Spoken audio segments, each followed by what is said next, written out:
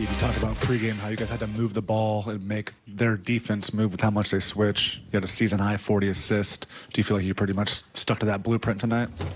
Yeah, for the most part. I mean, the ball was moving, and you have to do that against this team. They're too good with their switches and just staying in front of dribblers, and so you got to attack them with the pass and with cutting. And I thought we did a good job of that. 62 paint points, and I say this, only 43 attempted threes. I mean, was that concerted to get to the rim more tonight?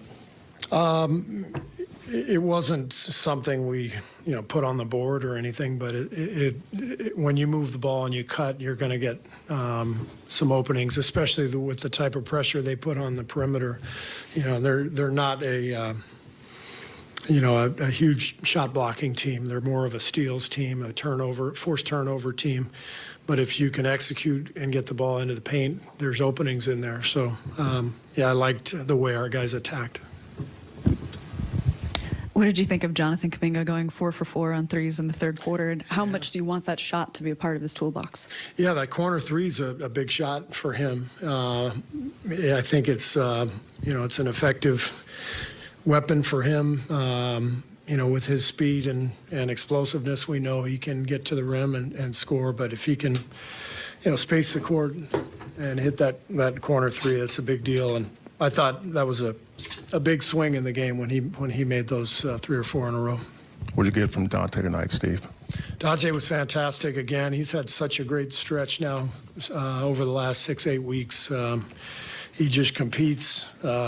He's just a guard. He's not a point guard, not a two guard. He's just a basketball player. He had 11 assists, moved the ball beautifully, competes defensively. We put him on Van Vliet after Van Vliet got off to the hot start. And Dante's just been amazing for us.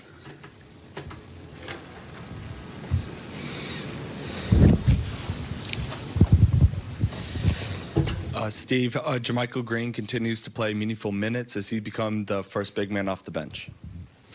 Well, every game's different, but JaMychal has given us good minutes now the last few games, and we know what he is. He's been in the league for a long time. He's very reliable.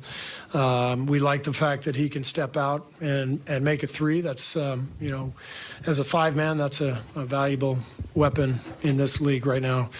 But he's also got some physicality to him. He rebounds. He gives us a good kind of toughness on the inside. So, yeah, JaMychal's earning his minutes.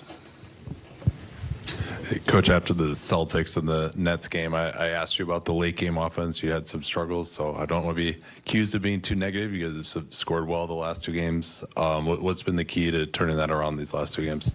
It feels like we took better care of the ball tonight. And when Steph plays like that, the whole game opens up, the whole floor opens up. He was brilliant. He looked like he had his pop back.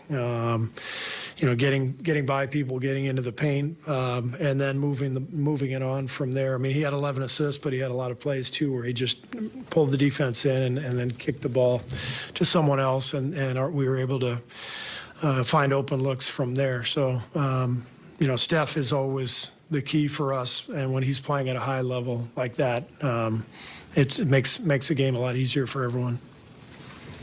Hey, Steve. So with Wiggins out for the game and Looney, 4 fouls before halftime, how did you talk to your team about that? Like, how did they change their physicality and mentality going into that second half? Well, we just, changed the starting lineup and then changed the rotations accordingly. But, we're used to this. I mean, there's injuries all the time, so there's not really much of a message or anything. It's just, here's the plan and let's go. You said you thought Steph looked like he had his pop back. Is that from pre-injury or just, from the last few games? Just from the road trip. I didn't think he was as sharp as he usually is on that trip. I think just getting home, being home all week, getting some rest, sleeping in his own bed, all that, I think was helpful. He looked really fast out there and under control, and made good decisions too. Steve, with Kevon Looney in foul trouble, and as you cycle through a few players at the 5, how come James Wiseman wasn't a part of that cycle? We just decided to go with JaMychal.